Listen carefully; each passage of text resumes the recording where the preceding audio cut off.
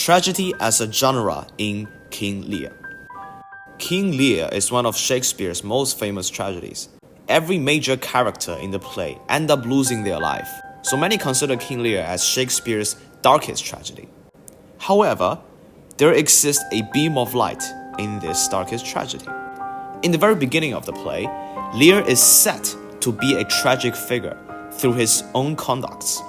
A tragic figure is one who is responsible for his own misconducts. Lear, in this case, abuses power and displays his own arrogance towards other characters, especially to Cordelia and Kent, who are the only two characters who values a certain degree of honor and integrity in his kingdom. But Lear curses them, using power, in Act 1. When Cordelia tells the truth of her love, the reply she got was, "So young and so untender. Dear goddess, here to make this creature fruitful, into her womb convey sterility, dry up in her the organs of increase." Lear invokes the goddess of nature to make Cordelia barren and unable to have children, just because she told Lear the truth of her love. On the other hand, when his most loyal consultant, Kent, advises Lear the truth, Lear tells Kent to come not between the dragon and his wrath, and tells Kent to get out of the kingdom. Lear is then lost with his own identity in the later stage of Act 1. Does anyone here know me? This is not Lear. Who is it that can tell me who I am? Up to this point, the setting of a tragic figure has been working fine on Lear. However, Lear's madness are caused by his blindness. Lear fails to see the truth. He only exploits madness because he does not recognize how his actions are evil. Despite the lethal blindness, audiences soon find out that Lear actually gains positivity in his character development. Lear's madness is exactly what enables him to see. Lear's major realization happens in Act 3. In face of the storm, he hesitates before entering the hovel and expresses empathy for his people. "Oh, uncle, it's better to smile and flatter indoors where it's dry than get soaked out here. Please, uncle, let's go and ask your daughters to forgive you. This storm has no pity for either wise men or fools."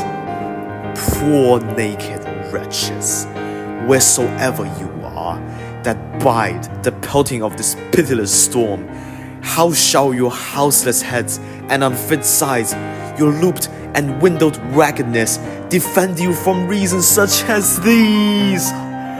Oh, I've taken too little care of this. Unlike a usual tragedy set, Lear sees clearer as he continues to develop. Lear finally recognizes Cordelia at the end of Act 4 and acknowledges that he has wronged her. He repents for his failure and hopes, as he tells Cordelia in Act 5, for a chance to ask for the forgiveness. Nonetheless, Lear's own realization did not help him or any other major character to stop from dying, which brings us to the idea of nihilism. In a traditional work, the plot is likely to reach a turning point if a character realizes his mistakes and wishes to change the status quo.